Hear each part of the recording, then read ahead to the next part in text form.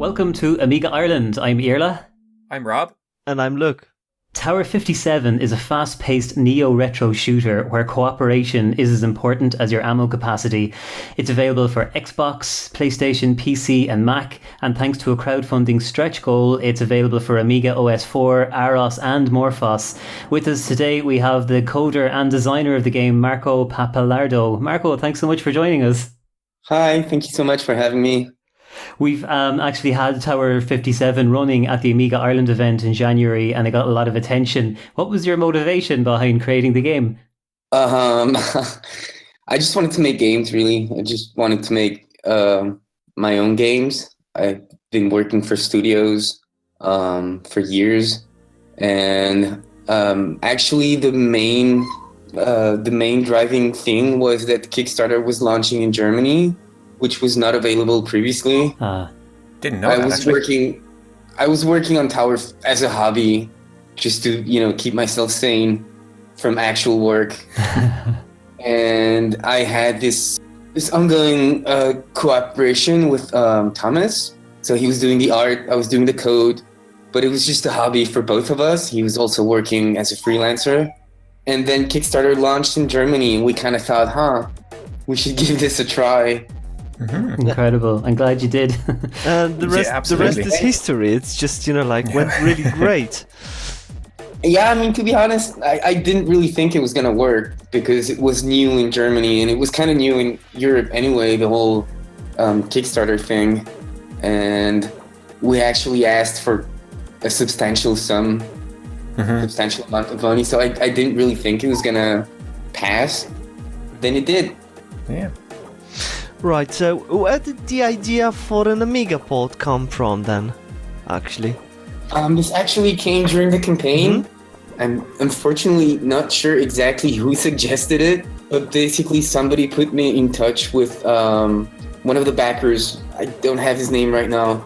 Put me in touch with Daytona, and suggested that it might be a good idea as a stretch goal because we didn't have it in the beginning. It only came later. As we have, most campaigns have a usually decent first week and then you get into the slump and then you kind of have to fight your way up to get out of the slump and get the final push to actually get the funding. And we were in the slump and then somebody suggested the idea and put me in touch with Daytona, and then we worked out, really quickly the logistics of it, and then we thought it would be a good idea to get the campaign going again, and it actually worked. Like, we had a lot of support from the Amiga community.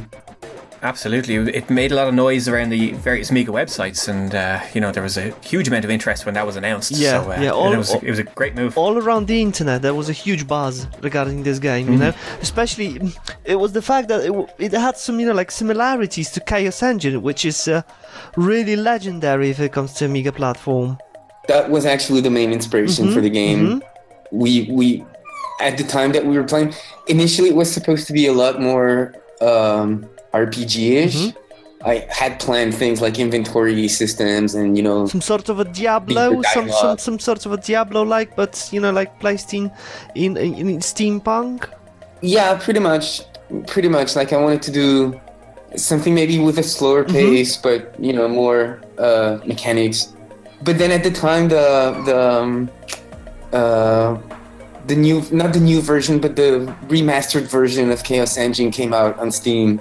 And we both bought it, and we spent a lot of time playing it, and it kind of shifted us back to. There you go.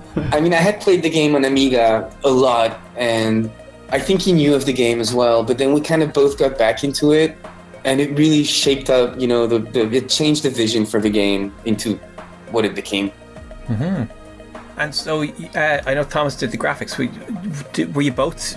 In general, were you Amiga fans back in the day, or was it just sort of another platform, just another console or whatever, another system?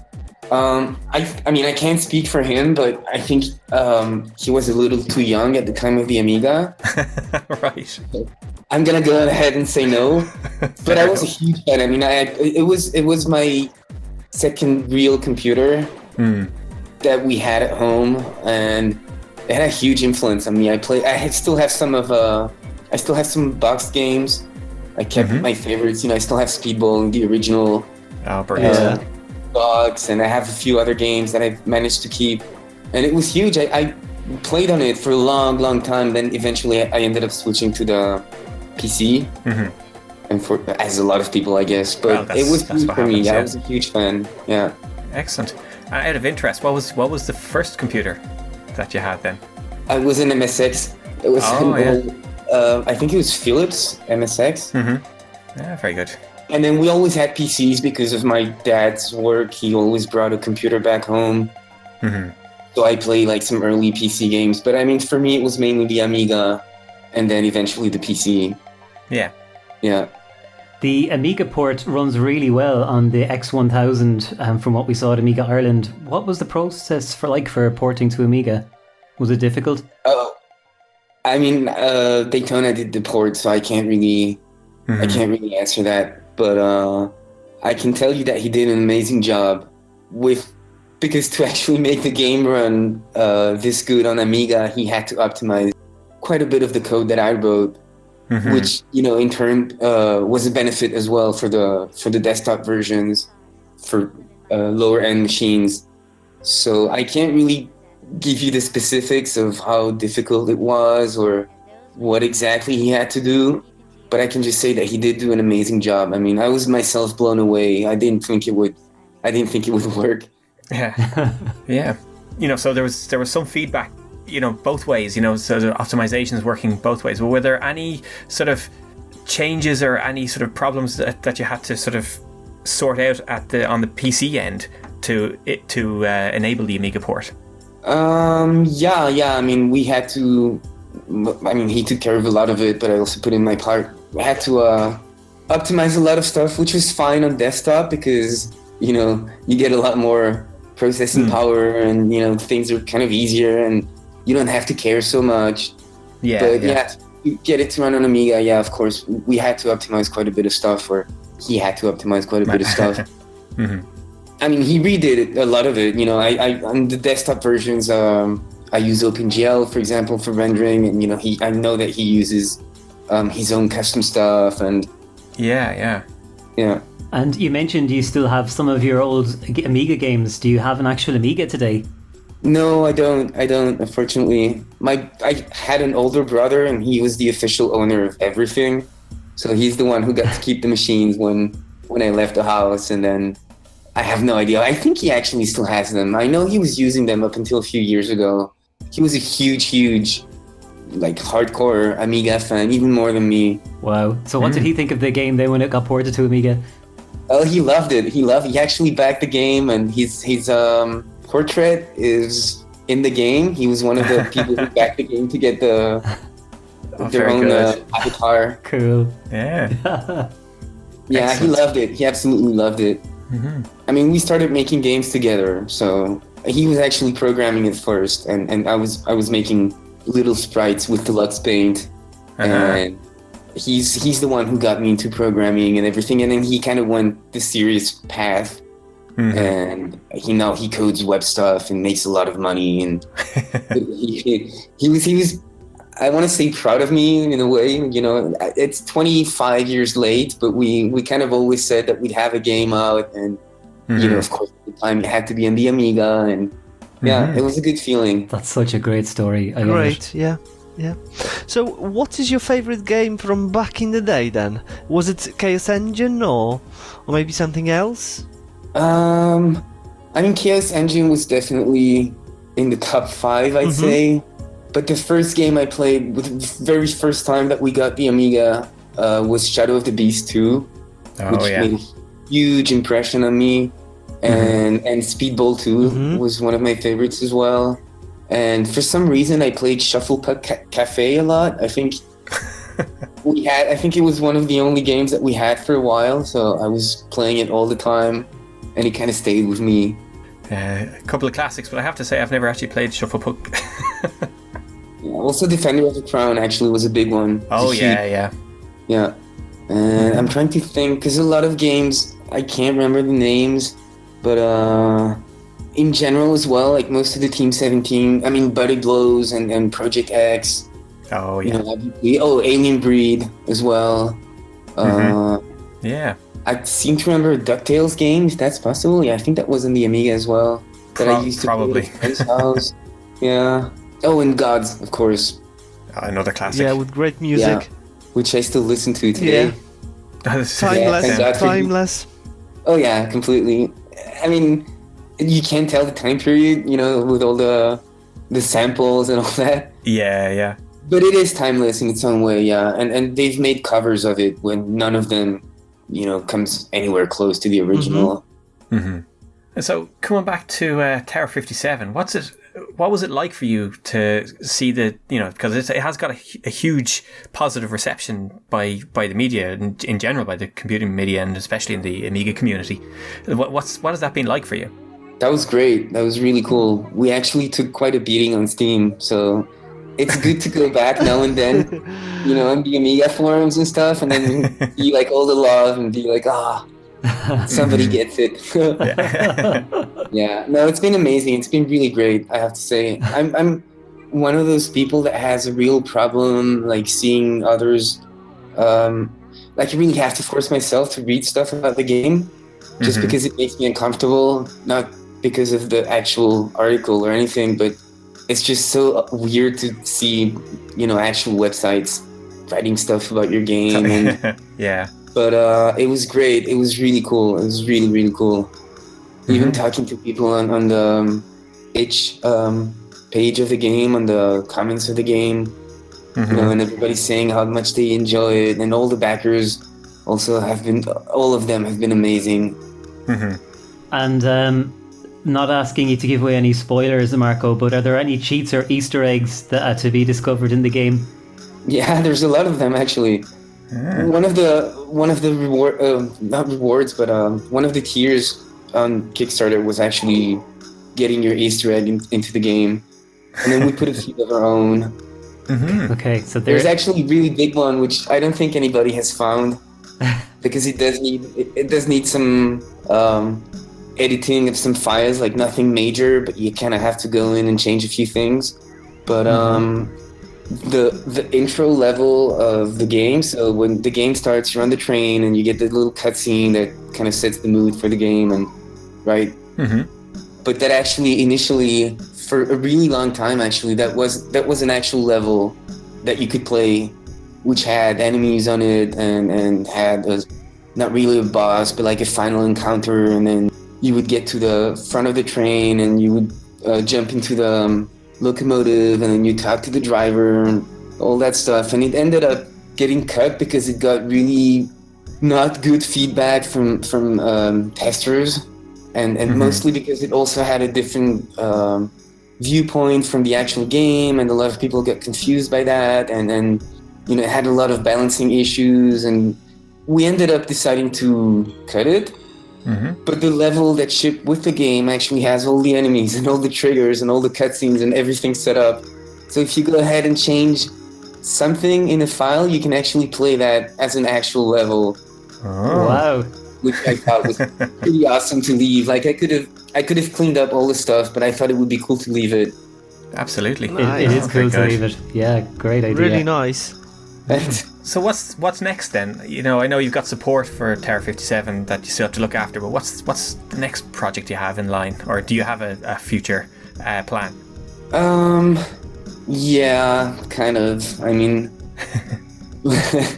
and to be honest, the game it's doing okay, but it hasn't done good enough so far to actually support a lot of stuff behind it. I mean, everybody's made their money back and it's gone into green, but not enough to actually fund a life of independent development, I guess. I see. So, I mean, I do have another project which I'm working on right now when I have some free time from all the stuff that I still have to do on Tower. Like the console ports are actually not finished. They're still going through certification. That's probably coming out this summer. And I do have another project which I work on in my free time, which is not really much. But I don't know. It's uncertain. I would like to keep making games independently, obviously, because of the freedom and all the positive aspects that come from it. But at the moment, it's looking kind of on the fence, I guess. Do you plan on making, for example, Tower 57 2? Like some sort of a sequel to first game? I would love to if we had the chance to make it. Yeah, I would love to. I mean, we have all the tools to do it now. Yeah, that's right. And obviously, it would take a lot less time than the first time around.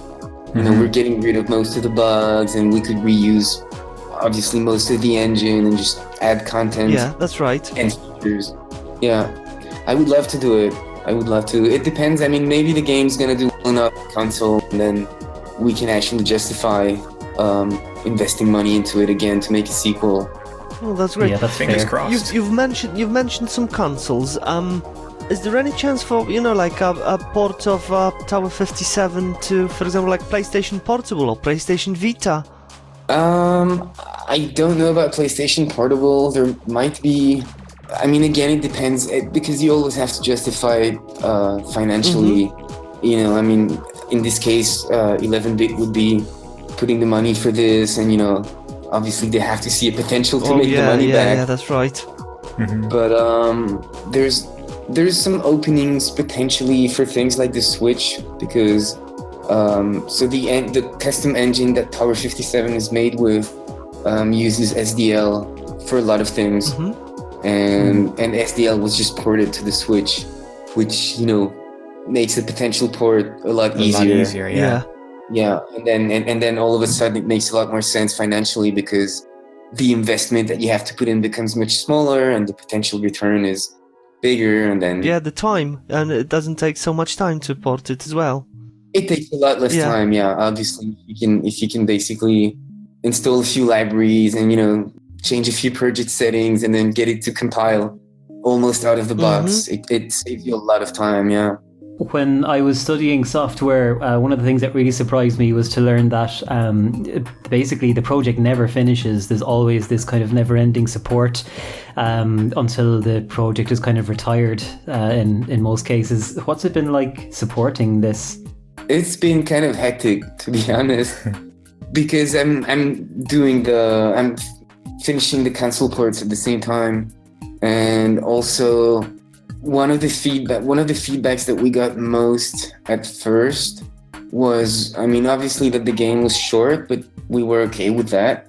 But also we had a lot of balancing issues, and a lot of content and pacing issues as well. And so we started.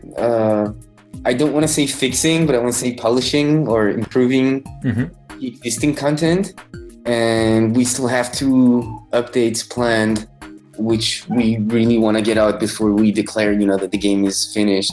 So it's kind of an ongoing thing, plus the support, plus the ports. So it's been a lot of fun. It's been really interesting. Sounds busy. Yeah, but it's good because, when you get tired of one thing, you can jump to the other one. Yeah, that's right. Yeah. And then you always get a fresh perspective. Yeah. The only thing is, with support is always the online bugs, which are really, really, can be a real pain in the ass to track down and to use. And you have to get people to test with you, and it takes a lot of organization and scheduling and all that.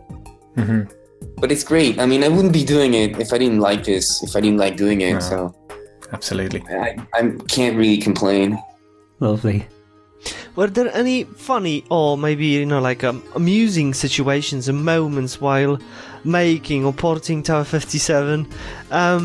If so, if there were actually some of them, what was the funniest or most amusing moment for you then? I mean, the most fun for me was sitting at my computer and working, and Thomas is the one that got to do all the events and all the traveling and all. So he probably would have a lot more stories to tell you.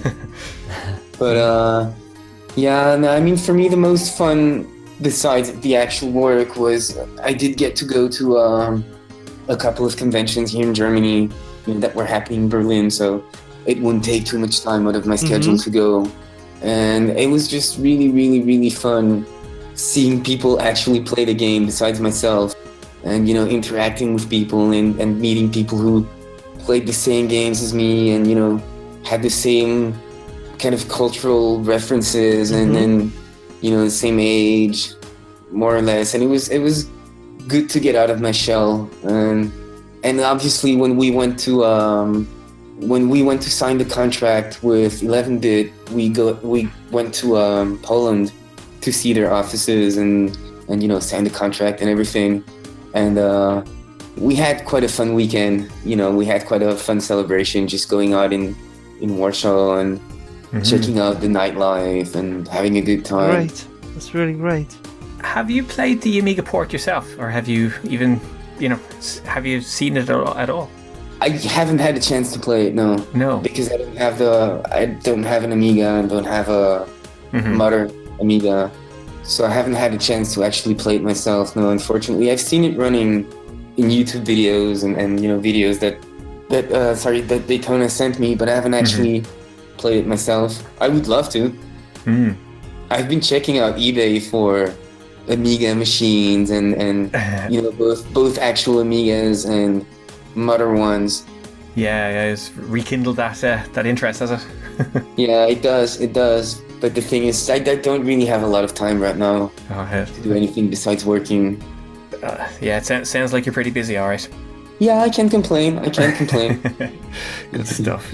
But again, I mean, I really enjoy doing it. So absolutely. It's great for me.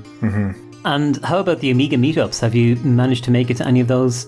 No, I didn't actually. I didn't even know up until really, really late that there still existed Amiga meetups. I only found out because Daytona asked me if he could take the game to one of them, and then I was actually surprised that people are still. I mean, I shouldn't be, because I remember the demo scene was huge at the time, and people loved to meet up and talk about everything Amiga related. But I didn't think there was still such an actual audience. I was really surprised. This is really something that I found out through the Kickstarter and making the game. Yeah, and one of the biggest Amiga shows that there is now is in Germany, and that started a couple of years ago for the 30th anniversary of the Amiga, and now they do it every year, and for the last 2-3 years it's been huge. Like, you get hundreds and hundreds of people going to it. It's I'd say you check it out next year or this year if you get a chance. Is it in Germany this year as well? It's held in Germany every year, this particular meetup. There are loads of them there's a number. Luke will tell you there's loads of them in Poland. Usually but at least one a month in Poland. Yeah, really? Sometimes twice a month in different parts of the country. Yeah, but so how would I find out? How would I find out when it's happening and where it's happening? Well, Amiga 33 is this year, isn't it? I'm just going to Google it now. This basically. Where was it last year? Was it in? No. You mean the Noise? Yeah, Noise. Yeah. Noise.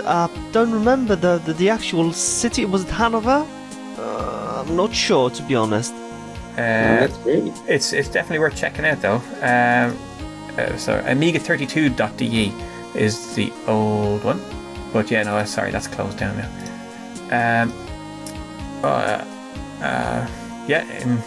Nice. So there you go. But it was on in October, so I would suspect it'll be on sometime in October this year again. But cool. Definitely worth looking out for. And it's still coming up this year. Then that would be great. I would actually have something to show as well. That would be amazing. Absolutely, you get a lot of love there, I'm sure. There's a huge party also in Warsaw, in Poland. Yeah, I think in June. So called Pixel as well. So usually everything's advertised and presented either by us, because we very often do it in our podcast, or on Amiga portals. I have to start spending more time. Definitely. I'm sure you'll enjoy it, and the Amiga community needs people like you, talented, and I have to find some kind of excuse to Warsaw as well, and visit 11-bit or something. Maybe I can get a train ticket out of it. Absolutely, yeah. And I actually, I was talking to Daytona, and we have a small meetup in Scotland where I live at the moment, and we showed Tower 57 there, and even got a lot of interest even in the small meetings. But I did a little bit of beta testing for Daniel. But how many beta testers did you have on the PC version? I'm not sure actually, because 11-bit was taking care of the QA. We had 4 people that we were in contact with mainly, I would say, on a regular basis. But then now and then I would see different names popping up on the... Oh, actually, wait, I can tell you. Sorry, I can tell you. I just have to go in the credits of the game. Because I would see from time to time... They use this tool called Sifter to do the bug tracking. Mm-hmm. It's like a lot of other tools. You go online and then you can file bugs and you can track them and you can... Yeah. I'm sure that you know how this kind of stuff works. And from time to time, I would see names I didn't know popping up in some of the tickets. So I figured that there must be more people than, the ones that we were talking to. I think maybe they were the head beta testers or the ones assigned, to deal with us. But hang on, I'm going really quickly. I'm actually going in the code. I could just run the game. I think it was probably a dozen people. Yeah. Okay, so where's the QA? So I think it was 8 people. Mm-hmm. Yeah, 8 people. Okay, so nice little team. No, sorry, it's 6 people. Sorry, it's 6 people. Cool. Yeah, in total 6, yeah. Yeah, very good. I think because in the code some of the entries are localized. It's keys instead of names or words. Mm-hmm. I'm not entirely certain. Wait, I can go. Wow. Anyway, it's about 6 or 8 people. It's one of the two. Mm-hmm. Yeah, they also did an amazing job. I think we had over 2,000 issues throughout development that were, reported and fixed or changed. Oh, very good. I was just gonna reiterate what an amazing job they did. Mm-hmm. They did, yeah. It's amazing. I thought that the port was just for OS4 initially, but when I was checking up your website here just a while back, when I saw Aros and Morphos there too, that just blew my mind. I couldn't believe that you would support all of those. It's incredible. Yeah, I was really happy when Daytona announced that he could make the ports for O3. I mean, it was really... I'm not a religious person particularly, but it was really, really a weird twist of fate. I mean, even to begin with, meeting up with Thomas, who I consider to be an amazing pixel, probably one of the best with Hank Niebuhr, or like close. And meeting up with him was amazing. I felt really lucky. And initially, I was just contracting art from him as a freelancer. And then he suggested that we actually work together on the project, which would mean that, obviously he would put in a lot more work and I wouldn't have to pay him up front.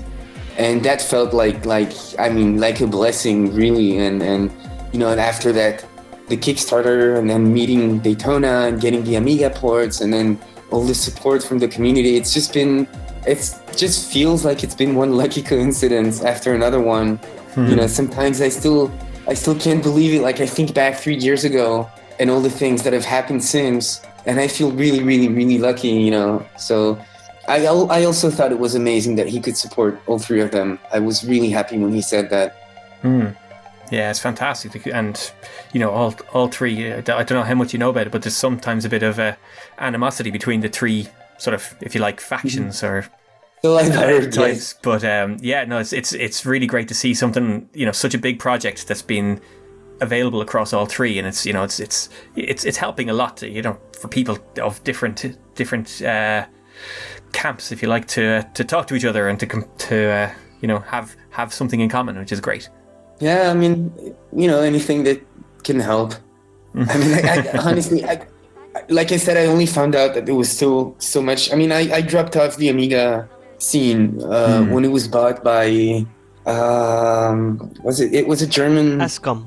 Escom, yeah. Right, Escom. So when they bought the brand and everything, I kind of gave up and completely moved on to the PC. I had no idea that there was still a scene. I had no idea that there were still Amiga OSs. And when I found out that there was 3 of them and that they were actually competing, I'll say I thought it was a bit weird, that with such a small group of people left, that they would actually splinter and then fight about which one is the real successful. Hey, if we can do something to bring them back together, then that was brilliant. And I don't think it's just you. It is a bit weird. Yeah, I agree. On the other hand, it's also reminiscent of the Amiga Atari war. Absolutely, yeah. So it does feel natural, I guess, in a way. Yeah. But it's maybe a shame, if maybe it was a single platform, the audience would be more unified, and then it might help. I don't know. When it comes to the 68K machines, especially the more high end ones, or maybe accelerated, did it ever come up in conversation? The question of porting to that kind of a platform. It came up briefly, basically to say that it wouldn't be done. Yeah. And that wasn't. I mean, that was Daytona basically speaking and saying that it would never run on a 68K, even accelerated. Okay. It just wouldn't work. So it was purely kind of a performance thing. Yeah, I mean, there's a lot of stuff, if you look at it, if you put it side by side with Chaos Engine or something of the kind, there's a lot of stuff going on. There's a lot of particles, there's a lot of effects, there's a lot of sprites, there's a lot of layers. Yeah, absolutely. And I think it would be quite a feat to get it to run even on an accelerated machine. So, I mean, it did come up, because people were asking about it, but it was shut down real quick. Sounds like it could have been the sensible choice, sensible decision. It would have been great, but it would have had to be a different game. I think it would have had to be severely stripped down of a lot of things. Yeah. Compromised. Pretty much, yeah. And it would have affected as well. We didn't have the luxury of making, we do have the game on different platforms, but it's essentially the same code base, except the platform-specific stuff. But if we had to make a totally stripped-down version for 68K machines, it would basically have been like making 2 games at once, and then we didn't have the manpower to handle it or the resources. Yeah. We had to get the same game to run on all of the platforms that we wanted to have the game. Follow and see That's progress. A great question. Yeah? There's a website, but it's not really. I mean, it works, but I really don't have time to maintain it anymore. I think the best way is probably my Twitter account, which I don't know by heart. That tells you everything you need to know about how much. I do use it mostly just to follow people, but the thing is I have it always logged in, so. Because I have one for game, but I have one as well. It's probably Benitosub. It's Benitosub, yeah. Okay. Excellent. And that's where I post, my own personal stuff. I mean, game related, but like not something that goes through 11-bit or goes through Tommy's or anything. But some sort of software progress. Pretty much, whenever I have. I mean, I don't post on it a lot because I've been basically working on the same thing for 2 years. But I do use it whenever I have something that I feel is important to anyone who might care about what I'm doing. Then I'll post the occasional announcement. Very good. And Marco, our last question, and it's a question we ask everyone. Can you tell us about one of your fondest memories with an Amiga? From back in the day, or more recently, but probably in the day when you in the prime of the Amiga years. Yeah, I can tell you a lot of fun memories. I mean, I could go on for hours, but so I have 2 in mind that would jump to my mind.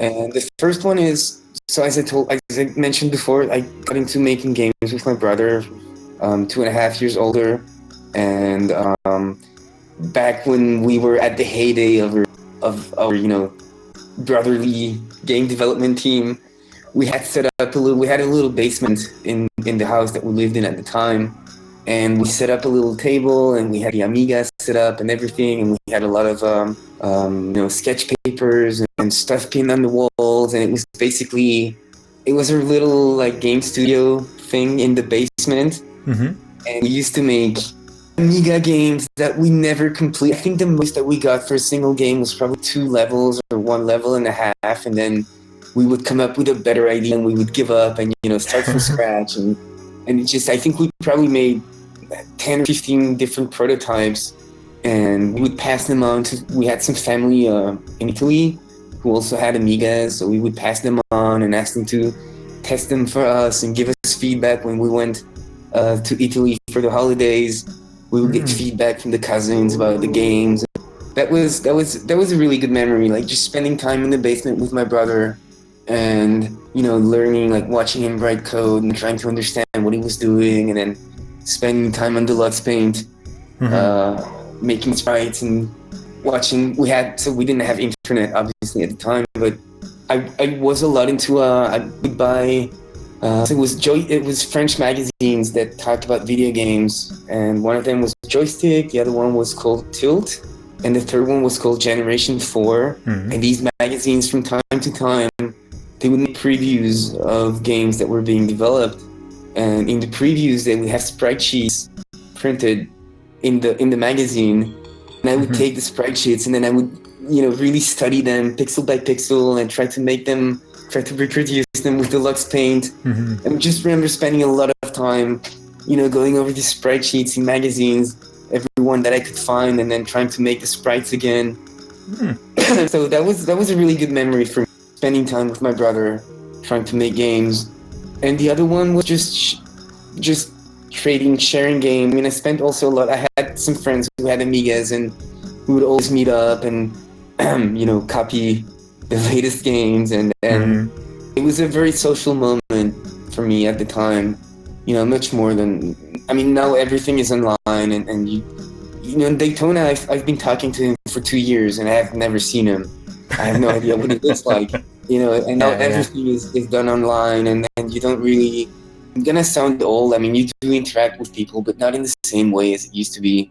And I remember just having like, it wasn't even LAN parties because we couldn't play online, but just, bring the Amiga over to a friend's house and then spending the weekend copying games over and playing games with the 2 machines, playing different games, but at the same time.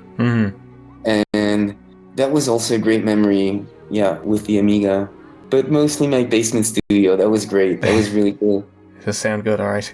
So, Marco, we really appreciate you spending some time with us, and we really appreciate Tower 57 and the port to Amiga. It's an absolutely amazing game, and it's great to have it available on the main 3 flavors of Amiga at the moment. So thanks so much for that.